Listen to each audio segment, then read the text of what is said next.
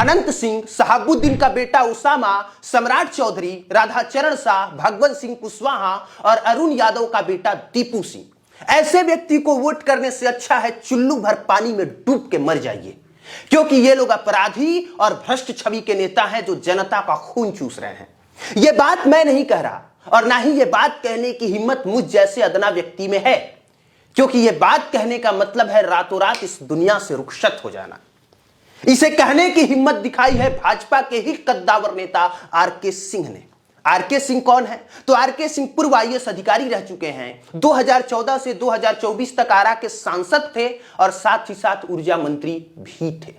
नहीं तो इस बिहार में किसी की इतनी बिसात नहीं जो अनंत सिंह और शहाबुद्दीन के बेटा ओसामा के खिलाफ बोल सके। प्रशांत किशोर भी खूब बोले, खूब नेताओं का पोल खोला, लेकिन अनंत सिंह और शहाबुद्दीन के बेटा ओसामा के खिलाफ बोलने की डायरेक्ट हिम्मत तो इनकी भी नहीं हुई। सर सोचिए उस नेता का करेजा कितना बड़ा होगा और औरा कितना विशाल होगा जो बीजेपी में नेता रहने के बावजूद बीजेपी के तरफ से खड़े बाहुबली नेताओं के खिलाफ बोलने और लिखने की हिम्मत करता है। आरके सिंह ने क्या कुछ अपने फेसबुक पोस्ट के माध्यम से लिखा है, हम आपको पढ़ के सुनाते हैं। आरके सिंह ने फेसबुक पोस्ट के माध्यम से लिखा कि बिहार और बिहार के बच्चों का भविष्य तय करने का समय आ गया है। ऐसे किसी भी व्यक्ति को वोट ना करें जिनकी पृष्ठभूमि अपराधी या भ्रष्ट नेताओं की रही है, भले ही वो आपकी ही जाति का क्यों ना हो। आपके सामने जितने नेता खड़े हैं, अगर सारे अपराधी छवि के हैं, सारे भ्रष्टाचारी हैं, तो उससे अच्छा आप नोटा दबा दीजिए, क्योंकि अगर आप अपराधी को वोट देंगे, भ्रष्टाचारी को वोट करेंगे, तो बिहार में अपराध और भ्रष्टाचार का बोलबाला रहेगा। आरके सिंह इतने पे रुके नहीं, उन्होंने कुछ उदाहरण भी दिया, जैसे मोकामा से एनडीए प्रत्याशी अनंत सिंह। इन पर हत्या, नरसंहार और अपहरण जैसे गंभीर आरोप रहे हैं। जब मैं 1985 में पटना का जिला अधिकारी था, तो यह व्यक्ति अपने भाई दिलीप सिंह और विवेका सिंह के साथ अनुमंडल के सामने उपद्रव कर रहा था, तो मैं पटना से वहां पहुंचकर उसको पीट के भगाया था। दूसरा उदाहरण दिया मोकामा से आरजेडी प्रत्याशी सूरजभान सिंह की पत्नी को, क्योंकि सूरजभान सिंह खुद चुनाव नहीं लड़ सकता, इसलिए ये अपनी पत्नी के माध्यम से खड़े हैं। इन पर 2-3 राज्यों में हत्या के आरोप रहे हैं। जब मैं बिहार का गृह सचिव था, तो यह व्यक्ति बिहार का नंबर 1 डॉन था। तब मैंने नालंदा के तत्कालीन आरक्षी अधीक्षक को किसी भी परिस्थिति में इसको गिरफ्तार करने का आदेश दिया था। अगला उदाहरण नवादा से एनडीए प्रत्याशी राजबल्लभ यादव का दिया। राजबल्लभ यादव खुद चुनाव नहीं लड़ सकता, क्योंकि बलात्कार और पॉक्सो एक्ट का आरोपी है, इसलिए यह अपनी पत्नी विभा देवी के माध्यम से चुनाव लड़ रहा है। सुनते हैं कि लोगों ने गया के मंच पर प्रधानमंत्री जी को अंधेरे में रखकर उनसे राजबल्लभ यादव की पत्नी का माल्यार्पण करा दिया था।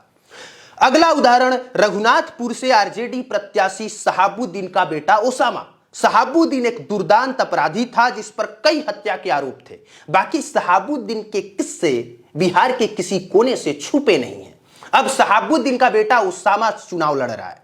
तारापुर से एनडीए प्रत्याशी सम्राट चौधरी, इन पर हत्या का आरोप और उम्र के सर्टिफिकेट फोर्जरी कर बेल पर बाहर आने का आरोप लगाया है। एक पार्टी ने खुलेआम बताया, जिसका जवाब सम्राट चौधरी जी आज तक नहीं दे सके। जगदीशपुर आरा से एनडीए प्रत्याशी भगवंत सिंह कुशवाहा, ये इचरी में 7 व्यक्तियों के नरसंहार के आरोपी रहे हैं। संदेश से एनडीए प्रत्याशी राधाचरण शाह, ये एक बालू माफिया है जो अभी हाल ही में जेल से छूटे हैं। ईडी की रेड के बाद 10 महीने ये जेल में रहे। संदेश आरा से आरजेडी प्रत्याशी अरुण यादव का बेटा दीपू सिंह। अरुण यादव पोक्सो एक्ट का आरोपी है, खुद चुनाव नहीं लड़ सकता, तो अपने बेटे को खड़ा कर दिया। ऐसे लोगों को वोट करने से अच्छा है चुल्लू भर पानी में डूब के मर जाइए।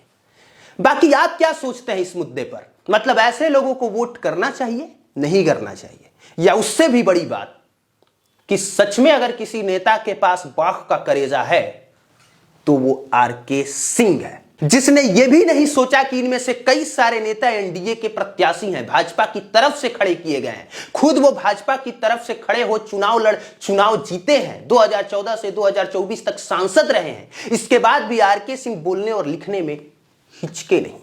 बाकी जनता का निर्णय सर्वोपरि, चाहे अब वो बाहुबली को जिता दे, बाहुबली की पत्नी को जिता दे, उसके बेटा को जिता दे, या फिर किसी निर्दलीय प्रत्याशी को जिता दे।